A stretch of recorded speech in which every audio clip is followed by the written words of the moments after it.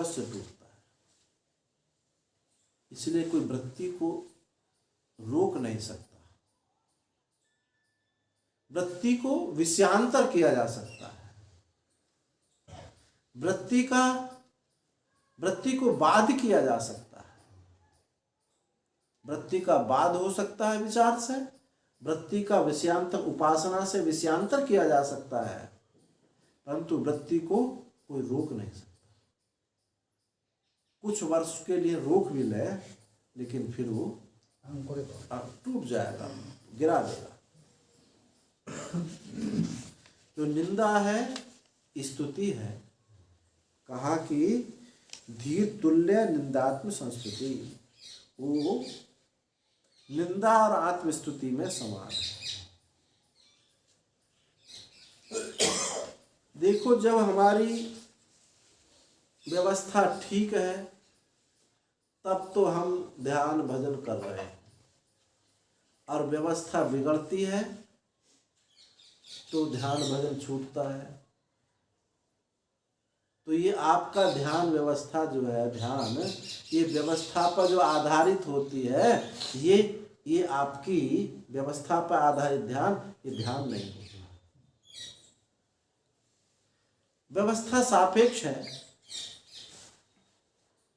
एक बार ऋषिकेश में कैलाश आश्रम में स्वामी विद्यानंद महामंडलेश्वर थे। एक सज्जन आए और बोले, महाराज जी, हम तो अब आपके पास ही रहेंगे, अब हम नहीं जाएंगे, हमने तो निश्चय कर लिया, अब हम यहीं भजन करेंगे, अब लौट कर नहीं जाएंगे। हमने सब बच्चों को व्यवस्थित कर दिया, सबको व्यवस्थित कर दिया है। विद्यानंद जी बोले, भाई तुमको तो जाना पड़ेगा। बोले, महाराज जी अब नहीं जाएंगे। कोई बात नहीं। उसके बाद में पाठ सुनते रहे, 2-4 महीना रहे। एक दिन पाठ में ऐसे ही रोते बिलखते हुए भागने लगे। उस समय फोन की व्यवस्था थी नहीं। टेलीग्राम आया कि पुत्र का एक्सीडेंट हो गया। रोते बिलखते गए और फिर 2-4 महीने के बाद फिर आए। तो बोले, महाराज जी, आप तो सिद्ध हैं, सिद्ध महात्मा हैं, आपने कहा था कि तुमको जाना पड़ेगा। तो विद्यानंद बोले, हम कोई सिद्ध विद्ध नहीं है, हमने तो जो तुमने कहा था उसी को वापस कहा है।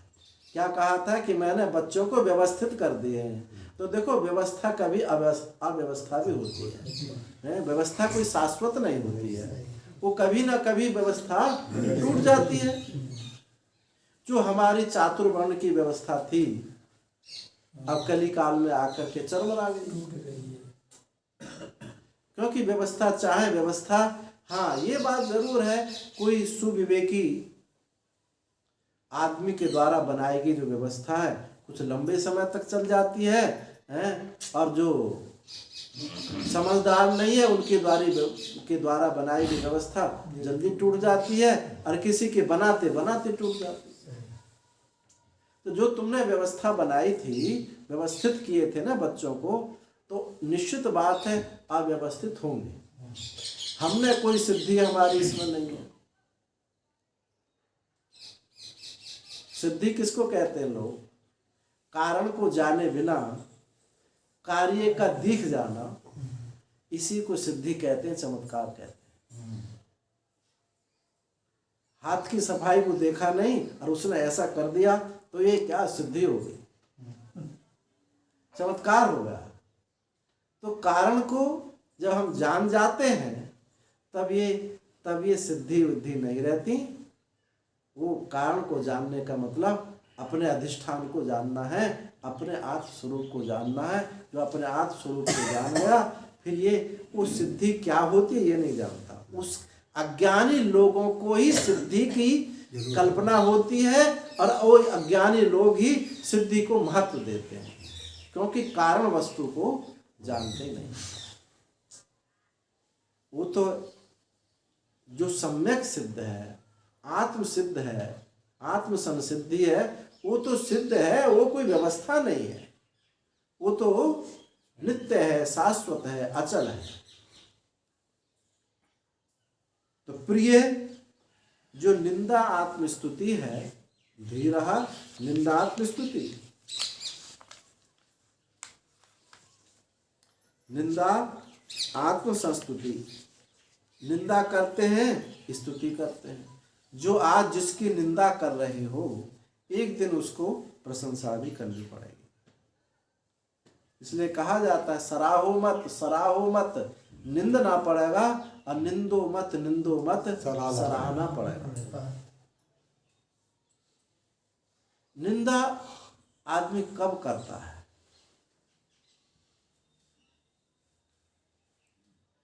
और स्तुति कब करता है? बस एक ही उत्तर है, अपूरी अपूर्णता। अपनी अपूर्णता होने से किसी को कोई अच्छा नहीं लगता, कोई अच्छा लगता है, कोई ज्यादा अच्छा लगता है, कोई कम अच्छा लगता है। अपनी जो है अभाव, दरिद्रता, अपनी दरिद्रता को अभिव्यक्त करने का नाम ही निंदा स्तुति। अपनी दरिद्रता, अपनी अपूर्णता, उसको किसी दूसरे पर आरोपित करते हैं, यही निंदा स्तुति है। ये अच्छा नहीं लगता तो उसकी निंदा है, ये अच्छा लगता है तो उसकी प्रशंसा है। अपने से भिन्न होकर के ही, अपने से भिन्न होकर के ही जब भी, वो तभी निंदा स्तुति करेगा। ये दोष दर्शन, जगत का दोष दर्शन करके अपने अंतःकरण में ही है, और उस दोष दर्शन से हट जाता है तो ये है, देखो, विवेक वैराग्य। गीता में कहा भगवान ने, दुख दोषानु दुख दोष दर्शन हो रहा, कि उस दोष को दर्शन करके अपने में उनसे हट जाता है, बिना किसी दूसरे को विक्षेप बाधा दिए हुए। उनको ये नहीं कहता तुम गलत हो, ऐसा है, ऐसा कुछ नहीं कहता। बस दोष दर्शन देखा, वापस हट गया, और वो दोष दर्शन आपकी ज्ञानेंद्रियों कर्मेंद्रियों में नहीं आता है, केवल अंतःकरण तक रहता है।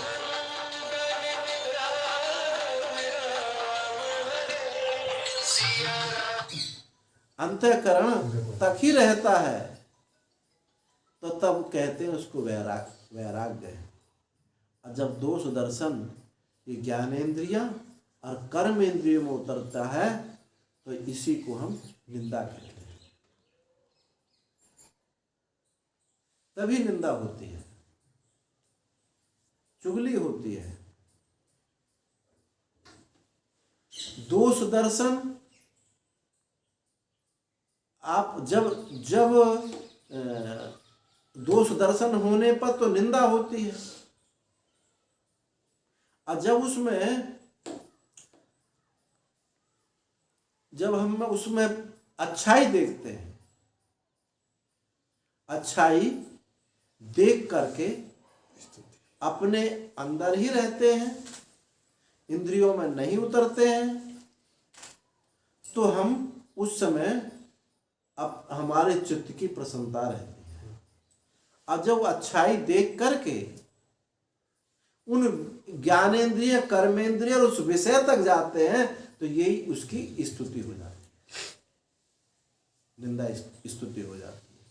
तो हमने निंदा स्तुति जो हमसे हुई, स्वस्थ नहीं हुए थे, अपने में परिपूर्णता नहीं हुए थे, इसलिए बाहर देखने लगे, और बाहर देख करके ये अच्छाई है, ये बुराई है, इन्हीं से निंदा स्तुति बनी।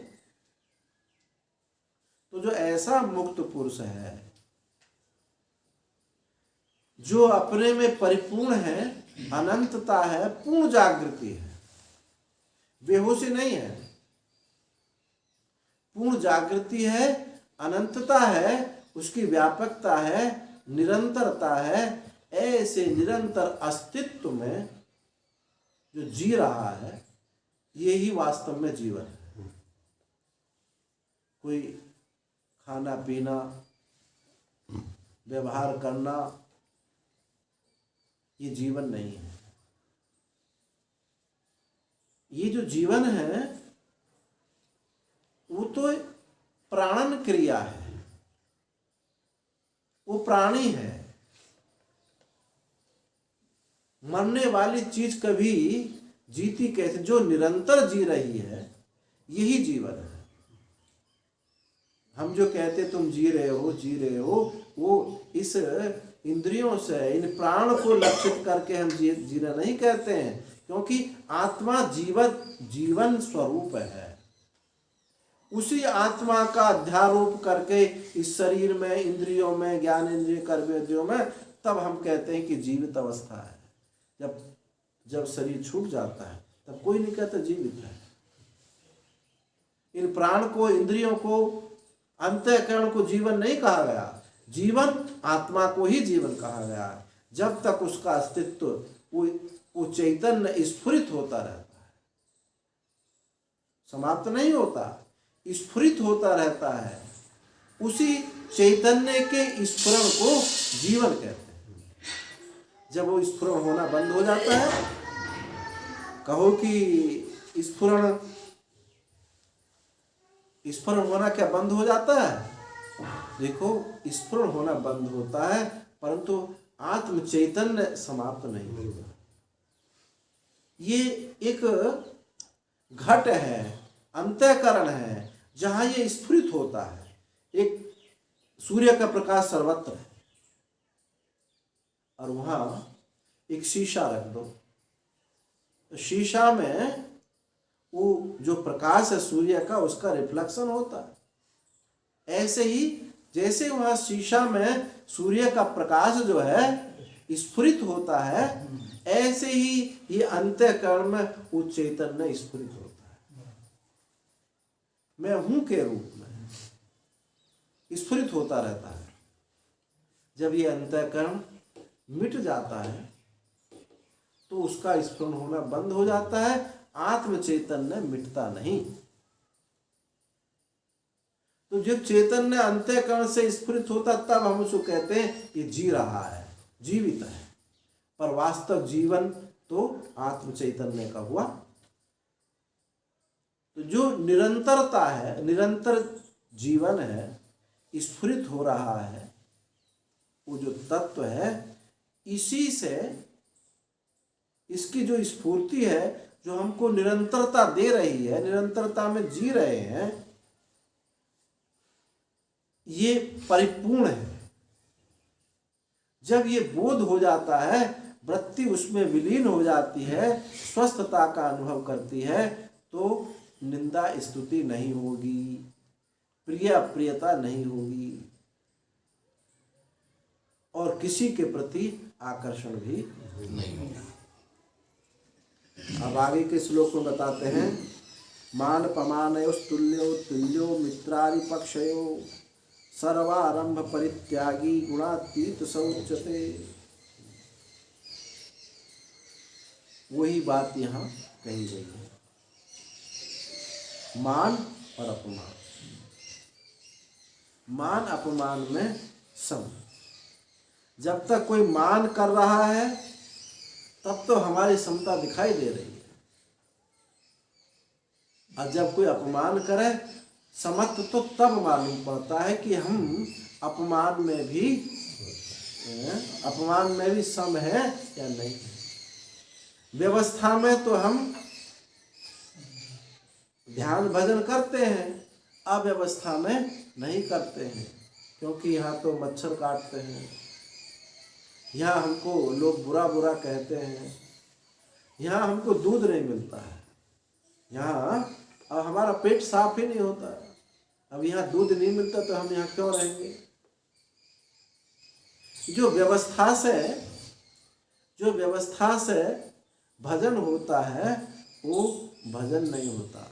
देखो, अधिकांश लोग कुछ निमित्त से भजन करते हैं, कुछ नैमित्तिक भजन करते हैं।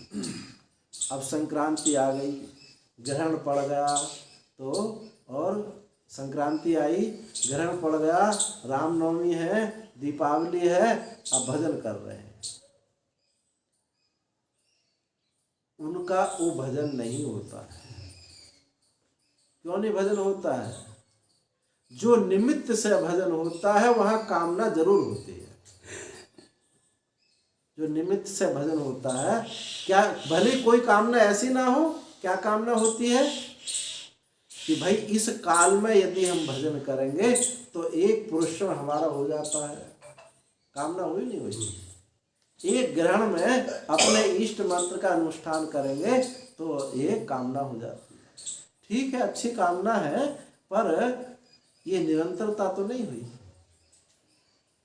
जो निमित्तता से, नैमित्तिकता से जो भजन होता है, उनको साधन से प्रेम नहीं होता है। एक कर्तव्यता से भजन करते हैं, एक भावना से भजन करते हैं, और एक शरणापन्न होकर के भजन करते हैं।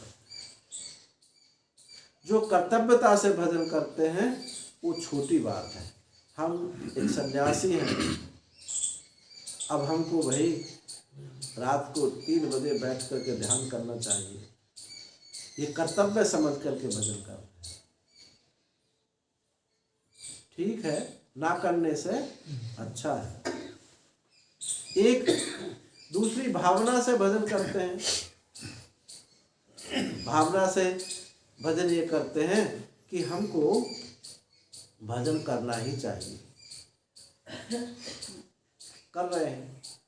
लेकिन एक शरणापन्न होकर के जो भजन कर रहे हैं, वो तो ये समझते हैं कि मैं तो भगवान से एक ही भूत हो गया। अब वहाँ वो जो भजन है, वो मदभाव को भगवान कहते मदभाव मधिगच्छति, वो मेरे भाव में, मुझ में बैठ कर के भजन हो रहा है। वहाँ कर्तृत्व नहीं है, कोई भावना नहीं। जब जिसको इस प्रकार का जो भजन होता है वो शाश्वत भजन है, निरंतर भजन है। इस निरंतर भजन करने के लिए अच्छा है कि कर्तव्य पूर्वक भजन करें। तो जो व्यवस्था में भजन करता है, किसी निमित्तता से भजन करता है, नित्यता से भजन करता है, इसको हमको, इससे हमको ऊपर उठना चाहिए। भावना में आवे और शरणापन्न होकर के भजन हो। तो जो मान में तो उसकी समता दिखाई देती है, चित्त की शांति दिखाई देती है, लेकिन अपमान में भी उसका चित्त शांत रहता है। तब पता चलता है कि हमारा चित्त शांत है या शांत है। सम्मान कर रहे, फूलों की माला डाल रहे हैं, प्रणाम कर रहे हैं, तब तो प्रसन्नता है। और जब आकर के कोई जूता मारने लगे उसी क्षण, तो ये अप्रसन्नता हो गई। ऊंचे सिंहासन से नीचे बैठ जाए तो अप्रसन्नता हो गई।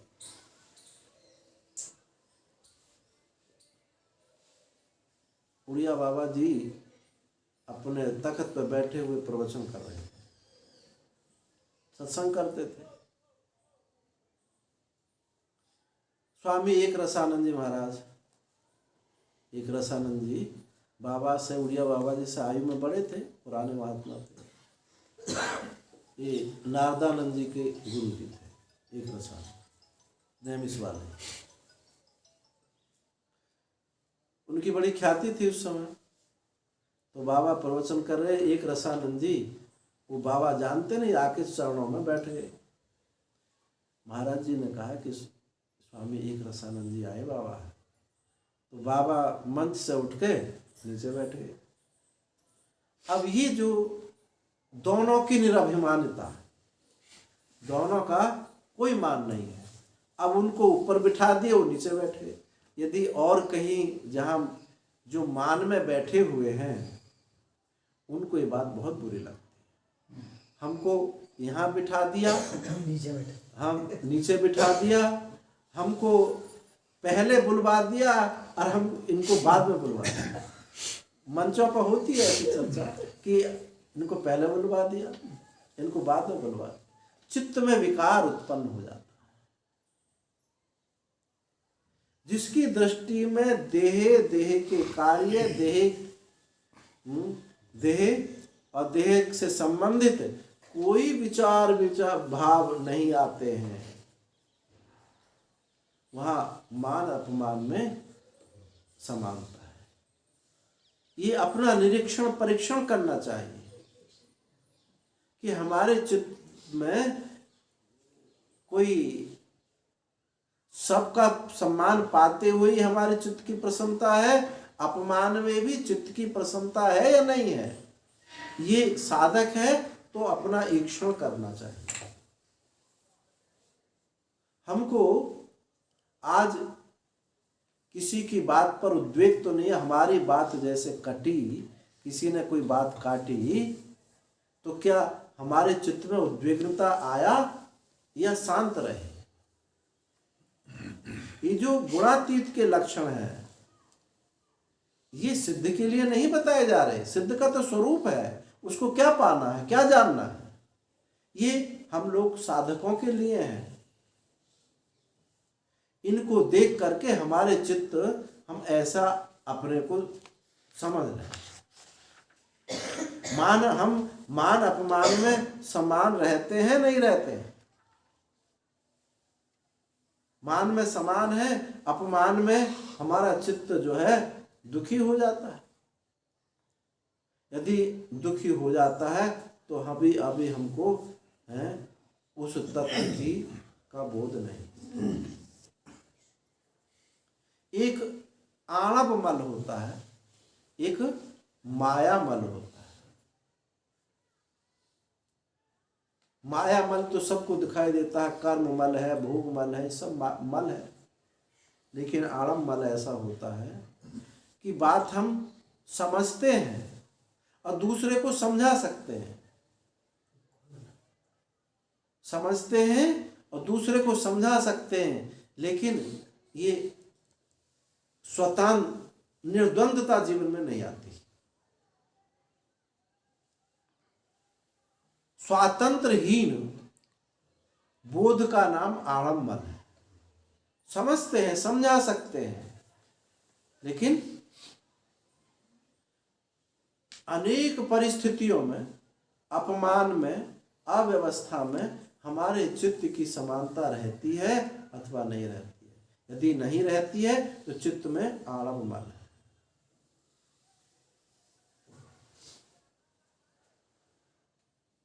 जो चित्त विपरीत परिस्थितियों में उद्वेगन को प्राप्त होता है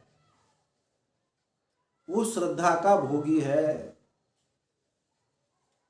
हम श्रद्धा का भोग तो नहीं कर रहे हैं। खाने पीने की भोग की बड़ी बात नहीं, ये बहुत सूक्ष्म भोग होते हैं। मान का भोग होता है, श्रद्धा की भोगी होते हैं। महात्मा लोग श्रद्धा के भोगी हो जाते हैं और लोग जो है व्यवस्था के भोगी हो जाते हैं कि यहाँ हम कैसे रह सकते हैं। श्रद्धा का भोगी होना, व्यवस्था का भोगी होना, ये अपनी तुम्हारी परिच्छिन्नता को ही लक्षित करता है। जब हम मान का भोगी होते हैं, श्रद्धा के भोगी होते हैं, तो हमको ये विचार करना चाहिए कि किन किन परिस्थितियों में हमारा चित्त उद्वेगनता को प्राप्त होता है, किन किन परिस्थितियों में हमारे चित्त में आवेश आता है।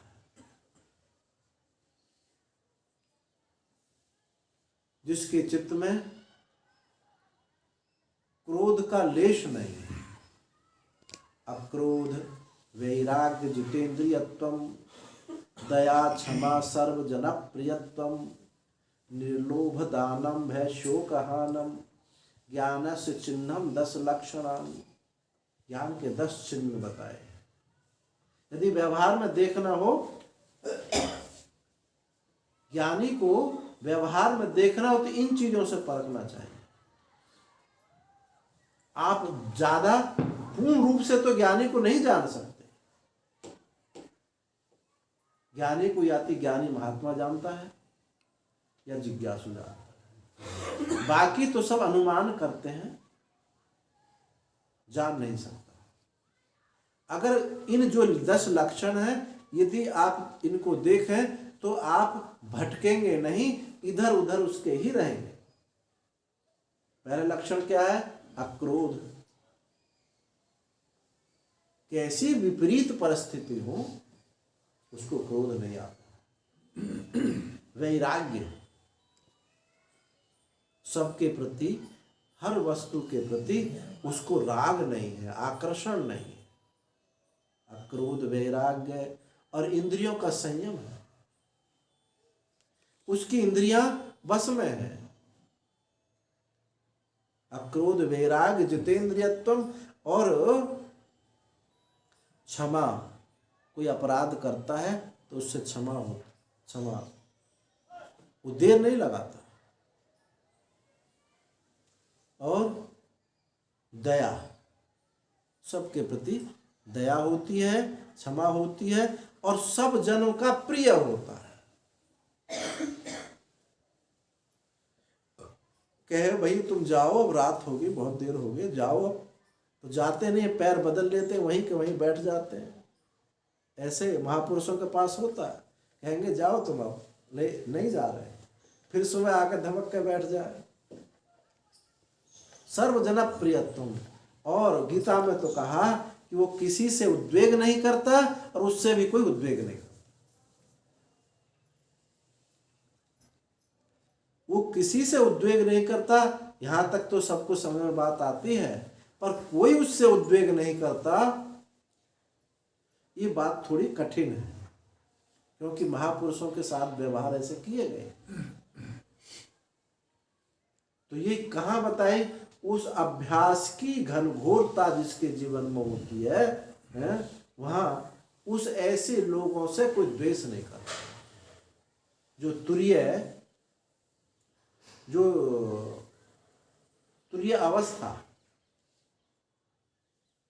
अवस्था को प्राप्त हुए ऐसे संत है जिनको देह का भार नहीं है, शरीर वायु के झोंकों पर चलता है, वहां ये बात चरितार्थ होती है कि उनसे कोई उद्वेग नहीं करता। अक्रोध, वैराग्य, जितेंद्रियत्वम, दया, क्षमा, सर्वजना प्रियत्वम, निर्लोभ दानम भय शोक हानम। और वो किसी वस्तु के प्रति उसका लोभ नहीं। अब हमसे कहते हैं कभी लोग, हमने तो ये वस्तु आपके लिए लाके रखे थे खाने, आपने बांट दी।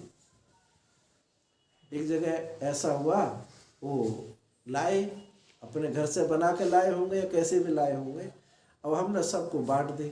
अब उनका चेहरा उतर गया, तो बोले महाराज जी हम आपको लाए थे, तो और आपने बांट दे। तो मैंने कि भाई हम कितने दिन खा लेते, हम कितने दिन खाएंगे। और तुमको मालूम नहीं है तुम एक व्यक्ति को खिला रहे हो या तत्व को खिला रहे हो, किसको खिलाना चाहते हो? मैं एक महात्मा को खिलाना चाहते हो, एक व्यक्ति को खिलाना चाहते हो, महात्मा को खिलाना चाहते हो, तत्व को खिलाना चाहते हो। यदि व्यक्ति को खिलाते हो तो तुम किसी को खिला सकते हो? तुम सोच के तो लाए महात्मा को खिलाएंगे। तो महात्मा तो सारे मुखों से खाता है, एक मुझके मुख पास नहीं कि एक मुख से खाए, सबसे खाता है। अब वो समझ गए तुरंत, बोले महाराज जी गलती हो गई, मैं महात्मा समझने में भूल हो गई। मैं कि सबके मुख से जो खाता है वही आत्म चैतन्य, इस आत्म चैतन्य शरीर रूपी उपाधि में जो स्फुरित होता है उसी को महात्मा कहते हैं। यदि तुम व्यक्ति को महात्मा कहते हो तो व्यक्ति महात्मा नहीं होता है। रामकृष्ण परमहंस को कैंसर हो गया, वो कुछ खा नहीं पाते थे, तो भक्तों ने कहा महाराज ये आप माँ काली से कह दो कि मैं खा नहीं पाता, वो आपका गला ठीक कर देंगे। तो वो कहे या ना कहे वो अलग बात, लेकिन अगले दिन उन्होंने उत्तर दिया कि मैंने माँ से कहा था। माँ ने जो उत्तर दिया मैं तो लाज के मारे गड़ गया, शर्म मुझे इतनी आई। माँ ने कहा कि तुझे शर्म नहीं है, सारे मुखों से जो तू खा रहा है तेरा पेट नहीं भरता है। तो मैं तो लाज के मारे डूब गया, कि मुझे इतनी लाज आई कि कितनी बड़ी गलती मैं कर रहा हूं। तो निर्लोभ दानम, जीवन में लोभ नहीं है किसी भी व्यक्ति, ना धन से है लोभ है, ना किसी व्यक्ति विशेष आदि से लोभ। और ये दान, सच्चा दान तो तत्ववेत्ता ही करता है। कैसे करता है? उसका अपना जीवन कुछ नहीं है। अपना जीवन, महात्मा को देखा जाए तो उनका अपना जीवन क्या है? सबके लिए ही तो है। वो भोजन भी करता है, अपने लिए नहीं करता है। उससे ज्यादा लोगों को उपदेश कर देता है, उससे ज्यादा उपदेश कर। प्रत्येक चीज को आप देखें कि उसका विचार कर देखो, महात्मा का अपना क्या है? अपना कुछ नहीं होता। वो समष्टि में वो बिखरा हुआ है।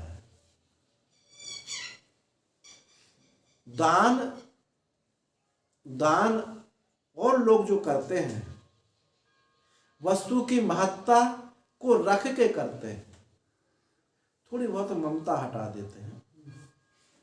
1000 रुपये हैं, आपने 1000 रुपये आपके पास हैं, 100 रुपये आपने दान में दे दिए, तो अब आपकी ममता 900 रुपये पर रह गई। अब 100 रुपये पर ममता नहीं है, परंतु ये अहंता तो रहती है कि हमने 100 रुपये दिए। लेकिन तत्ववेत्ता का दान क्या होता है? तत्ववेत्ता का दान ये होता है, ना अहंता रहती है ना ममता रहती है। हमसे पूछा कि आप जो कपड़ा उपड़ा सब बांट देते हैं, हमने कि देखो भाई हमारी बात तो सीधी है, हम तो अपना विक्षेप दूर करते हैं। क्या विक्षेप करते हैं? अब 4 शॉल हैं, ये कपड़ा कौन इसको रखे, कहाँ रखे, इसलिए दे दो, विक्षेप खत्म। अपनी बात ऐसी है कि हम विक्षेप नहीं, ना तो हमको इसका कोई फल चाहिए ना कुछ नहीं, हम तो विक्षेप दूर करते हैं। और तुम इस काम को तुम ही कर लो तो बहुत अच्छा है, तुम देव ना तो ज्यादा अच्छा है। हमको विक्षेप पैदा करें और फिर उसको खत्म करें, अब तुम ना दो तो ज्यादा अच्छा, विक्षेप आएगा ही नहीं। तो निर्लोभ दानम, तत्ववेत्ता ही वास्तव में दाता होता है। और भय शोक हानम, मुख्य बात यह है कि भय और शोक की निवृत्ति हो।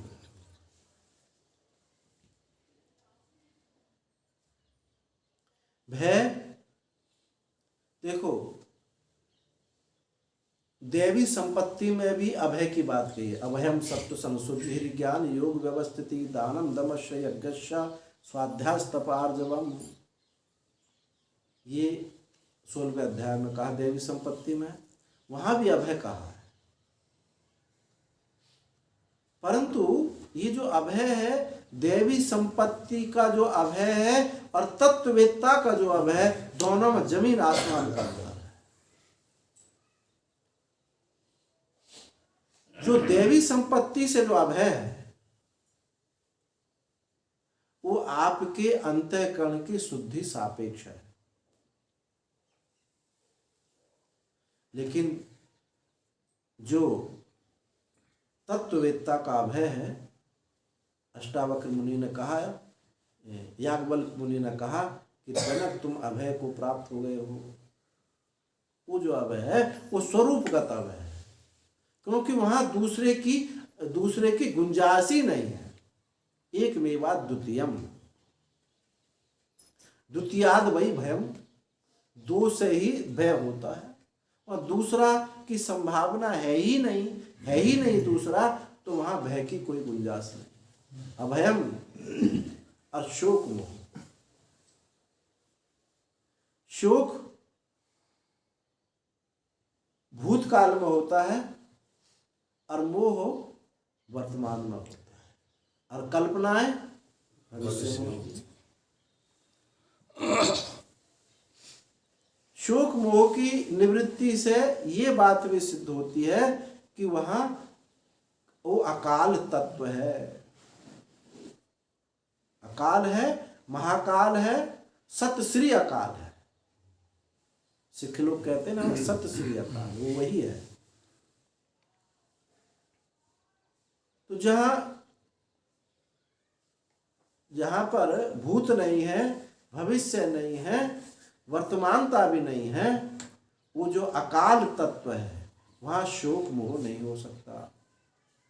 जब हम शोक पीछे की बात देखते हैं तभी शोक होता है, आगे की कल्पना संकल्प करते हैं, और वर्तमान में ये वस्तु मुझसे चिपकी रहे, मुझसे अलग ना हटने पाए, इसका नाम मोह है, मेरे पास बने है। तो वो तीनों कालों से अतीत है। तो ये जो लक्षण है, तत्ववेत्ता का जो लक्षण बताया, यहाँ इनको हम अच्छा ये लक्षण पहचाने कैसे जाएंगे? इसीलिए कहा जाता है कि गुरु बनाने से पहले सेवा करो, पास रहो, वो तुमको देख ले, तुम उनको देख लो। तो जो ये मिलने की जो कड़ी है, ये बीच की श्रद्धा और सेवा कड़ी है। जब अत्यंत सन्निकट रहेंगे तो हमको पता चलता है कि कहाँ आसक्ति है, कहाँ नहीं है, इनका जीवन किस प्रकार से है, ये अत्यंत सन्निकट होकर के पता चलता है, सेवा से पता चलता है। क्योंकि जो सेव्य है, सेव्य जो है, सेवा के माध्यम से सेवक को भी देख लेता है, और सेवक भी सेवा के माध्यम से सेव्य को भी देख लेता है। इसलिए सेवा बहुत जरूरी कड़ी है। भगवान ने कहा ना, क्या कहा चौथे अध्याय में, परिप्रश्नेन सेवया उपदेक्षन्ति ते ज्ञानम ज्ञानस्तत्त्वदर्शिनः तद्विद्धि प्रणिपातेन परिप्रश्नेन सेवया। उनको जानो, तद्विद्धि प्रणिपात से, निरहंकारता से, सेवा के द्वारा, प्रश्न के द्वारा उनको जानो, और वो तुमको फिर उपदेश करेंगे। तो ये मान अपमाने तुल्यो मित्रारिपक्षयो सर्वारंभ परित्यागी गुणातीत स उच्यते। मान अपमान में जो सम है, और मित्र पक्ष और अरिपक्ष यानी शत्रु पक्ष में भी जो सम है, उसका ना कोई मित्र है, ना उसका कोई शत्रु है, ना उसका कोई मान है, ना उसका कोई अपमान है। जो व्यक्ति होवे, अंतःकरण में होवे, तब तो उसका मान होगा, अपमान होगा, और उसका शत्रु होगा, मित्र होगा। ये जो महात्मा लोग माधुकरी भिक्षा करते हैं ना, ये भी एक परीक्षण होता रहता है। धीरे अपने को रोजाना ऐसे बहुत लोग मिलते हैं जो एक सम्मान से भिक्षा देते हैं, और कोई अवहेलना से दुत्कार की भिक्षा देते हैं। जहाँ परिचित जगह भिक्षा कर रहे हैं तब तो वहाँ पता नहीं भी चल सकता है, लेकिन अज्ञात जगह जाए तो वहाँ पता चलता है। तो वो सब सहन समझने की समझ में आ जाती है बात कि हमारा अपमान में चित्त उद्विग्न को प्राप्त होता है अथवा नहीं होता है। ये भी माधुकरी भिक्षा का एक लाभ है। और सर्वारंभ परित्यागी, जो आरंभ है, सर्वारंभ जो है वो किसी भी प्रकार से, देखो जो आरंभ करता है उससे कोई वास्तव में आरंभ नहीं होता, आरंभ वो कर ही नहीं सकता। आरंभ परित्यागी दृष्ट अदृष्ट अर्थानि कर्माणि आरभ्यति आरंभः सर्वान आरंभ परित्यक्तुम शीलम अस्य इति।